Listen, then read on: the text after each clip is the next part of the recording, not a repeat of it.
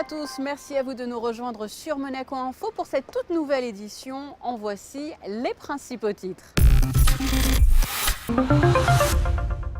Nous reviendrons sur la visite officielle du prince Albert II en Albanie, le CHPG à l'heure du numérique et le Focus Info de ce jeudi est consacré à la route du goût. Je vous le disais en titre, direction l'Europe du Sud et plus précisément l'Albanie où le souverain a effectué une visite officielle. Ce déplacement a été rythmé, vous l'imaginez, par plusieurs temps forts, des temps forts diplomatiques et environnementaux. Le reportage sur place de Fabien Bonilla et Lionel Bernardi. L'Albanie, située dans le sud de l'Europe, ce pays des Balkans composé de 3 millions d'habitants et frontalier avec le Monténégro, le Kosovo, la Macédoine et la Grèce, eh bien c'est dans sa capitale à Tirana que s'est rendu le prince Albert II dans la semaine pour une visite officielle. Le souverain a tout d'abord été reçu par le président albanais, Ilir Meta. Les deux chefs d'État se sont entretenus et ont procédé à une réunion de travail en présence notamment de Gilles Tonelli, Bernard Fautrier et Richard Milanesio. À l'issue de cette réunion, un protocole d'accord de coopération bilatérale a été signé entre les deux pays. On a signé un accord de coopération très général qui ouvre des possibilités à l'avenir justement d'avoir des liens spécifiques, bien évidemment en matière environnementale, on l'a vu ce matin, mais dans tout autre domaine, comme par exemple le tourisme, les océans, beaucoup de domaines dans lesquels il peut y avoir dans le futur une coopération entre nos pays. Autre volet environnemental cette fois et autre signature durant ce déplacement, un partenariat financier de 45 000 € au profit de la seule aire marine protégée du pays, située dans la région sud. Signature entre l'Agence nationale des aires marines protégées, représentée par Bernard Fautrier, et l'ONG Flagpine. Ça va permettre de développer d'une part ce plan de gestion, la bonne gouvernance, la mise en place de personnel de surveillance qui existe déjà, la dotation d'équipements, de façon à ce que cette aire marine protégée, qui est exemplaire puisque c'est la première du pays, puisse effectivement prospérer et éventuellement donner des fruits et la création d'autres aires sur les eaux territoriales de l'Albanie. Durant ce déplacement officiel, le prince Albert II a rencontré le premier ministre albanais, Edi Rama. Le souverain a également déposé une gerbe devant le monument Mauser Albania. Le maire de Tirana a ensuite remis les clés de la ville au chef d'État monégasque. Et enfin, pour conclure, le prince Albert II a reçu lors d'une réception la médaille du drapeau national albanais, la plus haute distinction du pays. Les temps forts de ce déplacement vous ont été dévoilés dans ce reportage. Écoutons à présent son Altesse Sérénissime, le prince Albert II. Il revient sur l'objectif de ce déplacement en Albanie. L'Albanie est un pays très intéressant, c'est un pays d'abord méditerranéen et qui a les mêmes préoccupations de développement durable que nous avons aussi, même si son histoire ancienne a été difficile.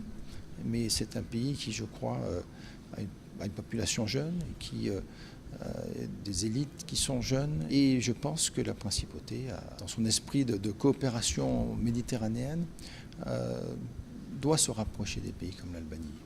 Et je pense que nous avons des opportunités gagnantes pour essayer d'aider ces pays dans leur développement. Je signalerai enfin, et pour revenir aussi à la Méditerranée, qu'il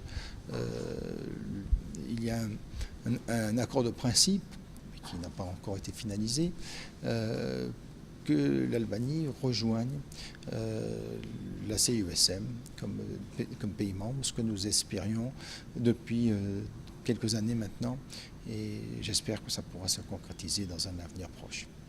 Retour en principauté où le centre hospitalier Princesse Grace officialise son engagement dans la transition numérique afin de proposer notamment à ses patients une prise en charge innovante et moderne.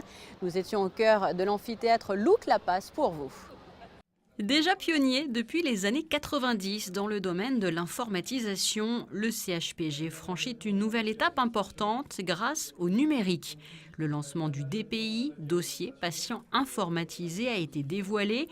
L'ICHPG se veut au service de la santé de demain. J'ai donc l'honneur et le plaisir de vous annoncer la naissance du projet ICHPG qui marque aujourd'hui l'entrée du CHPG dans la démarche globale de transition numérique qui est portée d'abord par le souverain et par le gouvernement princier à l'échelon national. Cette transition numérique va transformer très profondément nos pratiques. ainsi que nos organisations. Si elle est bien menée, elle nous permettra de gagner en efficience et d'agrandir très sensiblement le champ des possibles. Et cette entrée de l'hôpital dans la démarche de transition numérique se concrétise par la mise en place du logiciel Hospital Manager by Softway. Gestion administrative, éléments qui composent le dossier médical, paiement, portail patient et professionnel. Au cours des 4 prochaines années, tout va se mettre en place à travers différentes phases. C'est un logiciel qui nous a paru intéressant à divers niveaux. D'abord un périmètre fonctionnel très très large, c'est-à-dire qu'on couvre à peu près toutes les activités de l'hôpital. Donc, ce qui va nous permettre donc, d'avoir quelque chose de totalement intégré. Voilà, donc, une des difficultés dans les systèmes d'information, c'est de faire communiquer les logiciels entre eux. Donc là, avec ce logiciel-là, on va pouvoir limiter donc, le nombre d'interfaces à prévoir. Et ça va permettre d'avoir une continuité dans l'information. Donc chaque professionnel, secrétaire médical, médecin, soignant, va pouvoir donc bénéficier de l'information saisie par l'autre professionnel. Le choix de ce DPI, dossier patient informatisé, est un travail de longue haleine que nous avons fait avec une équipe multidisciplinaire, avec des représentants du personnel paramédical, des secrétariats, des pharmaciens, l'informatique bien entendu, et des référents médicaux dont nous sommes. Pour l'instant, on est un petit peu un pied dans le numérique, déjà très important, mais encore un pied dans le papier. Donc il y a des éléments qui sont parfois difficiles à regrouper. Et l'information, quand on soigne un patient, pour savoir ce qu'il a reçu comme traitement, ce qu'il va avoir, qui il a vu, est extrêmement important. Donc là, le fait de tout joindre sur un format informatique, qui sera accessible, on l'espère, au lit du patient, facilement et rapidement, est extrêmement important. Le centre hospitalier Princesse Grace vit donc une réelle mutation numérique. Vous le découvrez sur ces images, une présentation directe du logiciel a d'ailleurs été faite en simulant le parcours hospitalier d'un patient. Et je vous propose de rester encore quelques instants au centre hospitalier Princesse Grace avec cette plaque dévoilée par son Altesse Royale la Princesse de Hanovre, plaque sur laquelle figurent les noms des donateurs de la Fondation des Amis du CHPG. Plusieurs équipements médicaux, vous le voyez, ont pu ainsi être acquis au fil des années. À l'occasion du concert de l'Orchestre Philharmonique de Monte-Carlo il y a quelques jours, la Direction des Affaires culturelles a souhaité rendre un hommage à l'un des chefs permanents de cet orchestre, Victor de Sabata. Écoutons à ce propos sa petite fille, Stella, et Jean-Charles Curaud. Mon grand-père, Victor de Sabata, était chef permanent ici à Monaco entre 1918 et 1930. Il a débuté avec une Tosca. Je viens d'ailleurs de regarder sur le journal officiel le compte-rendu de la Tosca et c'est dithyrambique. Il faut vraiment aller voir ces archives digitaux qui sont magnifiques. Il dirigeait les saisons d'opéra qui étaient très courtes à l'époque. Néanmoins, il a dirigé une trentaine d'opéras. Beaucoup de premières représentations aussi. On se souvient évidemment de L'Enfant et les sortilèges en 1925 de Maurice Ravel, mais bien d'autres. Donc il était très attentif à la musique contemporaine qu'il présentait au public monégasque, italienne et aussi du grand répertoire de l'opéra. Vous savez, on l'a un peu oublié, mais Vittorio de Sabata était le chef titulaire de l'Orchestre de Monte-Carlo juste après la guerre de 14 et pendant une douzaine d'années. Donc comme une sorte de tradition s'est mise en place avec cette galerie de portraits, la petite fille de Vittorio de Sabata nous a fait remarquer que son grand-père n'y était pas. Et c'est d'autant plus regrettable que c'est un homme qui a marqué non seulement l'histoire de l'Orchestre de Monte-Carlo, mais l'histoire de la musique, très grand chef d'orchestre, grand directeur aussi d'orchestre à la Scala en particulier, et puis qui a fait beaucoup de disques qui sont encore aujourd'hui des références. Ça fait quelque temps que je m'intéresse de plus près à maintenir vivante la mémoire de mon grand-père, parce que malheureusement, il a très très peu enregistré. Donc les documents sonores sont peu nombreux. Et à part ceux qui s'en souviennent directement et des gens du métier, on perd un peu la mémoire. Et donc, je peux encourager le public qui nous regarde d'aller voir le site victordesabata.it Pour l'instant, c'est en italien, mais c'est assez compréhensible, où il y a beaucoup d'informations. Il y a toutes les exécutions qu'il a faites au long de sa carrière et la discographie également. On fait aussi appel à ceux qui nous regardent, ceux qui nous lisent, pour, s'ils ont des témoignages du matériel qui ne figure pas dans le site, qu'ils nous aident à constituer un fonds qui soit le plus complet possible. Le week-end dernier, Paolo Sarri, qui était notre invité, présentait la Route du Goût édition 2018. Eh bien, il va de nouveau en être question dans ce Focus Info, puisque Dominique Poulain a suivi une activité ludique et riche en saveurs. Plusieurs enfants, dans le cadre justement de cette Route du Goût, ont pu préparer un repas de gala avec des chefs étoilés. Le bio était bien évidemment à l'honneur, vous l'imaginez.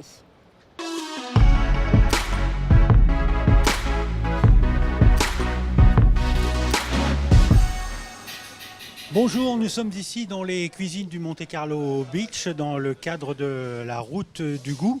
Particularité, une cuisine, vous le voyez derrière moi, envahie par des enfants. Et ce sont ces enfants qui vont accompagner les grands chefs de la principauté et de la région pour préparer le dîner de gala qui sera servi ce soir aux convives.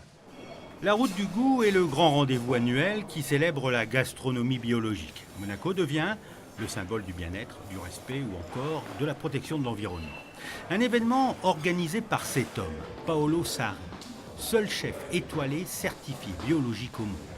Chaque année, depuis maintenant 4 ans, des chefs cuisiniers tentent de redonner aux enfants le goût de leurs produits. Alors le but de l'opération, c'est de promouvoir les produits biologiques. Parce que vous savez que Paolo Sarri, c'est le seul chef étoilé dans le monde en biologique. Donc voilà, il milite pour ça. Donc tous les buffets et toute la marchandise qui sera servie ce soir et tous les produits seront biologiques. Les enfants, ils ont choisi l'atelier qui les intéressait le plus. Donc ceux qui voulaient faire de la pâtisserie font de la pâtisserie, ceux qui voulaient faire des sushis font des sushis. Voilà, ils ont une présentation avant de la journée. Le temps d'un après-midi, ces écoliers et collégiens passent derrière les fourneaux et mettent la main à la pâte. Ils ont entre eux 8 et 12 ans. Certains sont même un peu plus jeunes. Ils font connaissance avec les chefs, avec l'atelier et avec leur espace de travail. Les chefs, eux, présentent les légumes et les fruits qui seront utilisés, ainsi que leurs recettes. Dites-moi, je ne me trompe pas si je vous dis que c'est un dessert, ça? C'est bien un dessert, effectivement, à base de crumble cheesecake et une crème anglaise à la vanille, ainsi que des jolis fruits rouges que ces jeunes gens mettent dessus. C'est quoi la difficulté pour ces jeunes, justement? La précision dans la pâtisserie, la délicatesse et la minutie. Voilà. Indispensable. Ah oui, parce que c'est des petits objets qu'on met, des petits fruits, et donc c'est très délicat, il faut être sûr de soi et pas trembler. Ils préparent des pains bagna avec des anchois marinés, de l'oignon, du fenouil et voilà, qu'ils ont rempli et monté. Alors ils font des tartes de légumes, parce que notre thème de buffet c'est les légumes.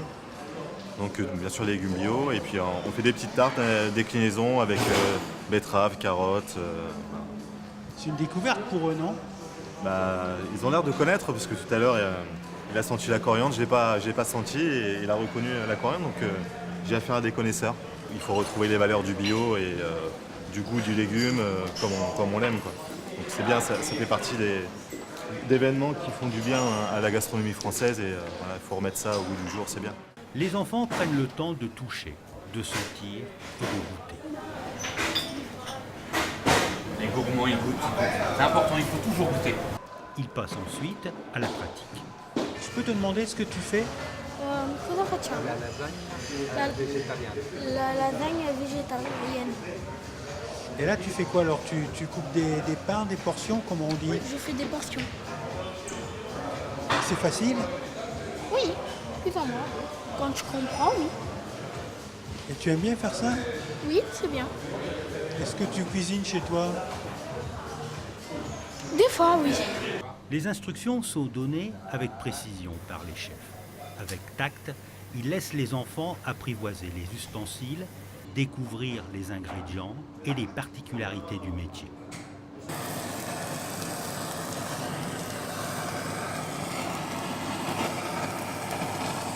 Chef, je peux vous demander pourquoi vous avez fait brûler le poisson? La peau du poisson ne se mange pas quand elle est crue. Du coup là je l'ai juste cuit et j'ai je l'ai refroidi dans de l'eau glacée. Comme ça du coup là la peau devient comestible. On va les rouler comme ça.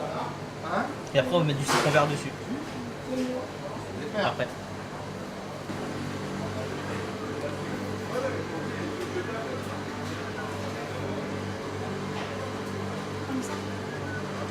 Essaye de rouler au maximum possible. Et après là, quand tu le ranges vraiment toujours dans le même sens. Tous ces côtés peau, tu le mets en haut.